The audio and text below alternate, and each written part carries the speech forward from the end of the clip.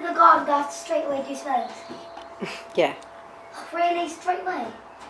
Like straight away? Daddy, Straight away, Mummy? Mummy? In a minute, yeah. Like straight away? Gum. Gum. Gum. Gum. Do yours then. Okay. Daddy, first I need to do this first. Mummy, up click.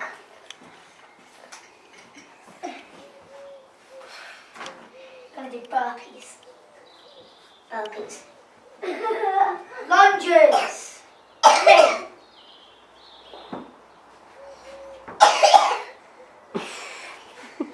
Oh yeah. That one down. Put that one down. Burpees. My turn. Mind you, don't drop that on your little Drop it on your toe. Okay, down. Good girl. Now, I'm gonna be Ookie. Ookie. Oopsies. Ooh. I'm gonna be a monkey. Come on. Oh. I win. So the poll for Martha and Arthur is currently 53% no. Katie loves the name Martha, but what we've asked Instagram is if Martha and Arthur is too similar. I personally My think brother said it's too it's much. too similar. I Arthur. feel Do you, like Maggie, what do you think? Martha and Arthur, is that too similar? Martha. You What like do you think, Martha? Martha? If Arthur, you had a sister called Martha. so if I went Martha, would you go, yeah? Thinking I meant you. Yeah. I think it would get confusing if I was downstairs. So I went, Martha. What do you think of the name Beatrice? P-Trek. Trek. Like Trek. What do you think of the name Mabel? Mrs. Neighbor. Well, these names aren't going down well. Your name's Kendall. What do you want to call your baby sister then? Hey, let me do the Rose. face. Rose. What? Rose. Not bad, Rosie. Wait. We've always wanted. He's always wanted a Rosie, hasn't he? How long has Arthur? No. How long has Arthur wanted a Rosie for? Always, every child has always wanted.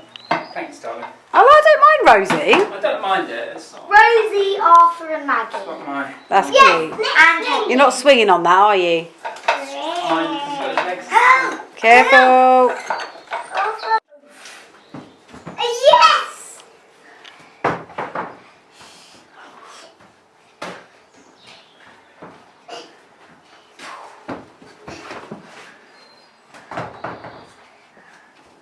You can't use your hands.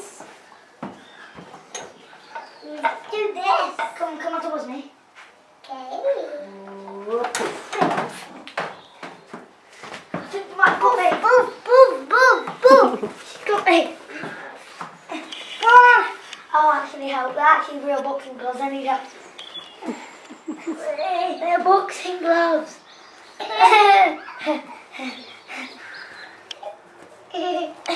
What's happening, everybody? Welcome to today's video. So in the gym for another workout, and we've first of all I just want to say thank you to everybody that reached out yesterday and congratulated us on the baby who didn't know about it and watched the last vlog of the baby gender reveal.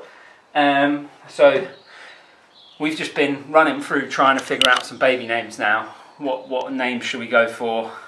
Now we know what we're having, so which is going to be quite tough. So I'm not going to give away too many on here. We did question a poll on Instagram on one, but that's because I'm not sure on it, but Katie likes it, so I wanted to put it to the vote to see what people were thinking about my dilemma with it. But today we're getting into a workout. This evening we are doing 963 ring pull-ups, 21, 15, 9 shoulder to overhead. That's part A. I've already done the warm-up. Part B is 3 rounds, 500 metre row. Next is the fun one. Yeah, that's what she said. 8 to 10 chin-ups and a 50-foot dual kettlebell overhead carry 3 rounds of that. So let's get stuck into this. Is for the fun club. Yeah, that's right, baby.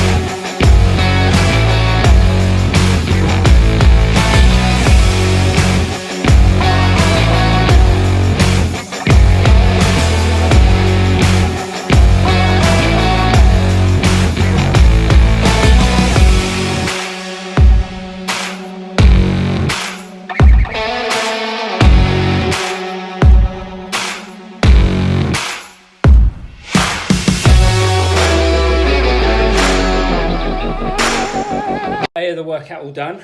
Just started part B, which is the 3 rounds, 500 meter row, 8 to 10 chin ups, and then a 50-foot dual overhead kettlebell carry. I didn't bother filming the row because you're just watching me row. It's pretty boring. So I've just done the 500 meters. Going to go out and do the pull-ups. Thing with the pull-ups is I'm sort of getting over a bit of tendonitis in my left arm, so right in the joint of the elbow. So I had to use resistance bands for a long time to kind of take a little bit of that ease off of that. And I've slowly built out of using those, but when the higher reps like this, 3 rounds of 8 to 10 repetitions, I may have to bring a resistance band back in. And it's more just a precaution to try and take some of the load away from that tendon. But I've managed to kind of, I rested it for about a week or so, doing nothing, irritated it. Then I started introducing the band work, and now I can do them without the band, without it aching afterwards. Actually, do you know what? One of the main things I think it was like holding the kids like this, like for like the past 8 years of holding children in that position. Because whenever I have to hold Maggie for a long time, or we're walking somewhere and I've got her like that, that's when that particular sort of tendon really starts to hurt. So we're going to move on to the pull-ups now.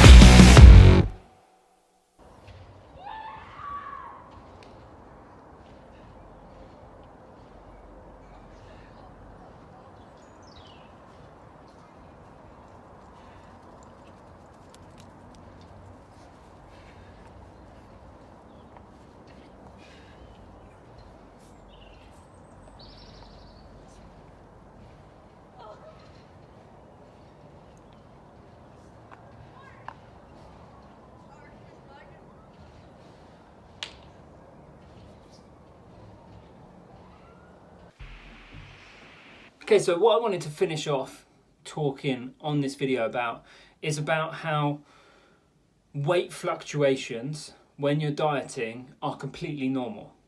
So I had a conversation with somebody who mentioned that they had been doing Slimming World, and how if you drop below or go above your goal weight, when you've achieved your goal weight, you have to start paying. Okay, so I don't know whether maybe once you reach your goal weight, and if you're at your goal weight on each weigh, and then you don't have to pay to go. I don't really know how it works. But in my opinion, what that can do, and this is the problem sometimes with the dieting world, is kind of mess people up in terms of you're making people think that weight fluctuations, your weight fluctuating up and down, is a bad thing and it shouldn't happen, when actually it's a normal everyday occurrence. You're not going to stay the exact same weight even once you've hit your goal weight, whatever that is. You're not going to stay the exact same weight 365 days a year. Your weight is going to go up and down on different days for different reasons. If you're a woman, it's probably going to change through the weeks of the month due to your menstrual cycle. That's all completely normal. So we shouldn't go trying to demonize those things when all of that stuff is completely normal. Your weight can fluctuate up depending on what you've eaten that day or the previous day. It can fluctuate up because of water retention. All different things can make it go up and down. And with my clients, I always try to make sure that, look, we're looking at like a weight range here, 5 pounds either way, going back and forth depending on, like I said, what you've eaten, what you've done. We're giving them a weight range to try and stick between, not necessarily a goal, I want to be 13 stone. Okay, well, why don't we look at like hanging around 12 stone 7 and 13 stone 5. Okay, and instead of thinking when you jump on the scales you're only happy when you're at 13 stone. No, let's allow a little bit of wiggle room up and down depending on what's happening in your life, different times of the year, different points of the week, different things that go on. And if you go way over that, that kind of area you've allowed, let's say you all of a sudden gain 7 pounds, then maybe it's time to start thinking, maybe I need to rein things in a little bit. Maybe I'm allowing my diet to slip and I'm allowing some habits to fall back in.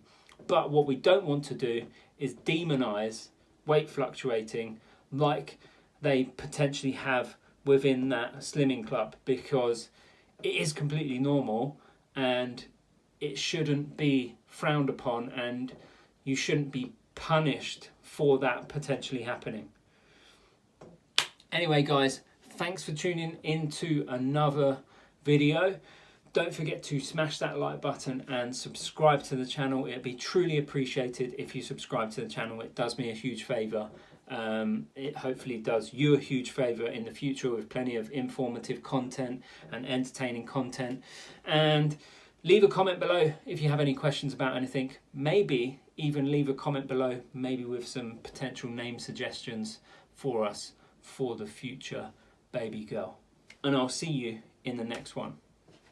Remember, no matter what you've been through in life, you're still strong.